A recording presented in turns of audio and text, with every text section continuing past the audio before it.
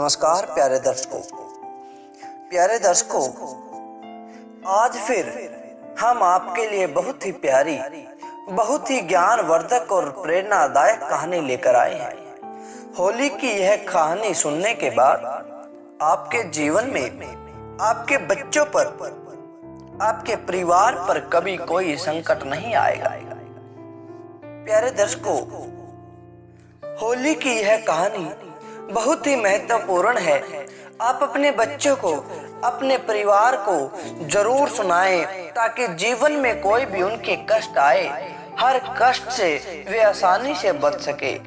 इस कहानी को सुनने के बाद उन्हें पता लग जाएगा कि किस प्रकार भगवान हमारी सहायता करते हैं, किस प्रकार दुख के समय में हमारी मदद करते हैं। तो प्यारे दर्शकों, इससे पहले हम इस कहानी की शुरुआत करें। अगर आप हमारे चैनल पर नए हैं तो चैनल को सब्सक्राइब जरूर करें, क्योंकि आपका एक सब्सक्राइब हमारे लिए बहुत महत्व रखता है।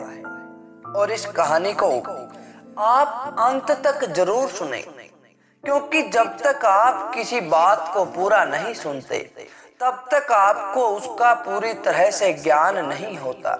और जब किसी बात का हमें पूरा ज्ञान नहीं हो पाता तो समय आने पर वह बात भी हमारे अपनों की तरह, इस दुनिया के रिश्तेदारों की तरह हमारा साथ छोड़ देती है। वह बात हमारा साथ नहीं देती तो फिर हमें पछतावा होता है। तो उस समय क्या फायदा? कहते हैं कि अब पछताए क्या होत है, जब चिड़िया चुग गई खेत। तो प्यारे दर्शकों, आइए शुरू करते हैं आज की बड़ी ही ज्ञानवर्धक और प्रेरणादायक यह कहानी। प्यारे दर्शकों, एक बार की बात है, किसी राज्य में हिरण्यकश्यप नाम का एक राजा होता था। बड़ा ही दुष्ट प्रवृत्ति का राजा था, बड़ा ही बलवान राजा था। वह देवताओं से बड़ी नफरत करता था। उसे देवताओं का नाम सुनना भी पसंद नहीं था।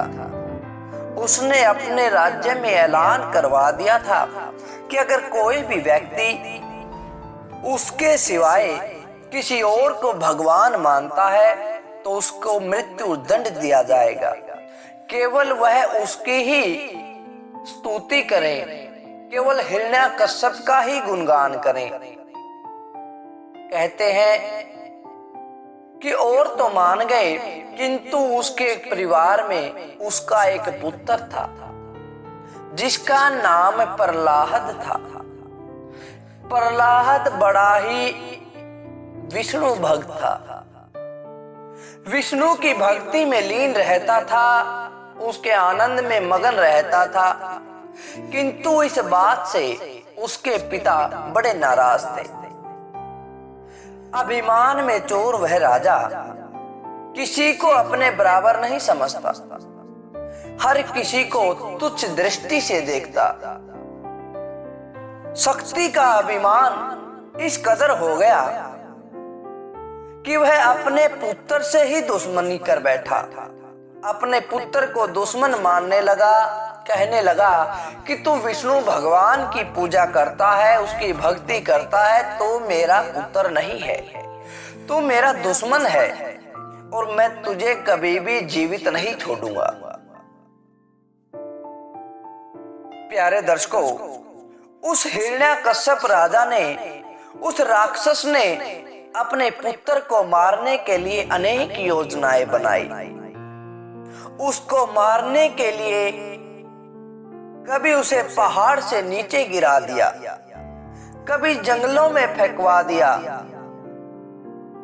किंतु कहते हैं कि जाको रखे साइया मार सके ना कोई। वह भगवान विष्णु का परम भक्त था। भगवान विष्णु उसकी भक्ति से खुश थे। इतनी छोटी सी उम्र और इतनी बड़ी भक्ति, इससे भगवान विष्णु हर समय उसकी मदद करते थे। प्यारे दर्शकों, जब भी हिरण्यकश्यप कोई भी योजना बनाता, उसे मारने की चाले चलता तो भगवान विष्णु हर बार कोई न कोई तरीके से उस बच्चे को बचा लेते थे, उसका बाल भी बांका नहीं होने देते, जिसके कारण प्रहलाद की भक्ति और भी अटूट हो गई। उसका भगवान पर विश्वास दृढ़ होता गया। वह अपने पिता को कहता कि पिताजी, आप अपने अहंकार में इस प्रकार अंधे हो गए हो कि आपको यह भी समझ में नहीं आ रहा कि भगवान विष्णु महाबलशाली है, महाशक्तिशाली है। इस दुनिया का पालन पोषण करने वाले वही हैं। तो आप उनसे इस प्रकार से बैर मत रखो, अपनी शक्तियों का सदुपयोग करो, अपनी शक्तियों को पाकर बलवान बनकर कभी भी उनका दुरुपयोग मत करो, नहीं तो मृत्यु निश्चित है। इतनी बात जब हिरण्यकश्यप ने अपने पुत्र से सुनी तो कहने लगा कि किस मृत्यु की बात करता है, मुझे मृत्यु नहीं आ सकती, क्योंकि मैं ना तो दिन में मर सकता, ना मैं रात को मर सकता, ना मैं मानव से मर सकता, ना मैं जानवर से मर सकता, ना मैं अस्त्र से मर सकता, ना मैं शस्त्र से मर सकता। गर्मी, सर्दी, धूप, छांव, कोई भी ऐसी वस्तु नहीं जो मुझे मार सके। मुझे वरदान मिला हुआ है तो तू किस मृत्यु की बात करता है? प्रहलाद ने कहा कि पिताजी, मृत्यु तो एक दिन सबको आनी है। यह संसार नश्वर है, इस संसार में जो भी आया है वह गया है, कोई भी यहाँ पर स्थायी नहीं है। और आप कहते हो, प्रहलाद ने कहा कि पिताजी, मैं तो आपसे कहता हूं कि आप भी भगवान की भक्ति में लग जाए ताकि आपका भी उद्धार हो जाए, आपका भी जीवन सफल हो जाए। किंतु इतनी बात सुनकर हिरण्यकश्यप बड़ा ही क्रोधित हो जाता है। उसे बड़ा गुस्सा आ जाता है कि यह मेरा पुत्र किस प्रकार पैदा हो गया, यह तो राक्षस कुल का नहीं है, इसको मार देना चाहिए। फिर से वह एक योजना बनाता है। वह अपनी बहन को बुलाता है जिसका नाम होलिका है। उसकी बहन को वरदान मिला हुआ था, उसके पास एक चादर थी जिसको ओढ़ने के बाद कभी भी अग्नि में वह नहीं जलती थी। तो उसने एक योजना बनाई। उसने अपनी बहन होलिका की गोद में अपने पुत्र प्रहलाद को बैठा दिया और अग्नि चारों तरफ से लगा दी ताकि प्रहलाद जल जाए। किंतु कहते हैं भक्तों की रखवाली भगवान करते हैं। भगवान खुद अपने भक्तों के सहारा होते हैं, उन पर छत्र छाया बनाए रखते हैं। किसी प्रकार का कष्ट आए तो वह उस कष्ट को स्वयं हर लेते हैं। होलिका की गोद में प्रहलाद को बैठा दिया और चादर ओढ़ के वह होलिका भी बैठ गई।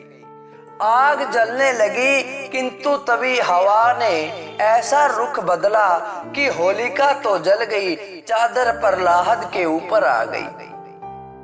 अब होलिका तो वहीं पर खत्म हो जाती है। हिरण्यकश्यप इस बात को देखकर बड़ा हैरान होता है, क्योंकि होलिका तो कभी ना मरने वाली थी, कभी आग में ना जलने वाली थी। किंतु भगवान ने एक बार फिर अपने भक्त की रक्षा कर ली, उसकी लाज बचा ली, उसको जीवन दान दे दिया। प्रहलाद की भक्ति अटूट होती गई। दुनिया में भी यह संदेश मिल गया कि भगवान की भक्ति करने वाले को कभी कष्ट नहीं होता। हर कोई प्रहलाद की और भगवान विष्णु के जयकारे लगाने लगा। भगवान विष्णु ने खंबे से नरसिंह अवतार लिया। गोधूली का समय था। हिरण्यकश्यप को अपनी गोद में लेकर फाड़ डाला, उसे मार डाला।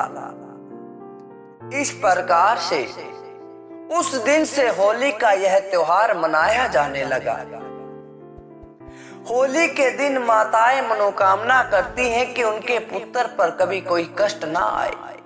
कथा करती हैं, व्रत करती हैं कि उनकी संतान पर कभी भी जीवन भर कोई कष्ट न आए। अगर कोई भी आपदा, कोई भी विपत्ति उनके जीवन में आ जाती है तो भगवान विष्णु की कथा सुनने से, भगवान विष्णु की अर्चना पूजा करने से सब विपत्ति, सब मुसीबत एक पल में टल जाती है। तो प्यारे दर्शकों, आप भी इस कथा को सुने। अगर आपके भी जीवन में कोई मुसीबत आती है, आपकी संतान के जीवन में कोई कष्ट आता है, तो भगवान विष्णु उसकी हर मुसीबत को, हर दुख दर्द को हर लेंगे। और प्रहलाद की तरह आप भी भगवान पर आस्था बनाए रखे, आस्तिक बने, नास्तिक नहीं, क्योंकि नास्तिक का अंजाम बहुत बुरा होता है। भगवान महाबलशाली है, महाशक्तिशाली है, इस सृष्टि को चलाने वाला है। अगर आप सब उसकी पूजा करेंगे, उसको खुश करेंगे, तो भगवान आपके सारे दुख दर्द हर लेगा। आपके जीवन में किसी प्रकार की कोई मुसीबत नहीं आएगी। तो प्यारे दर्शकों, यह थी होली की परम पावन कहानी।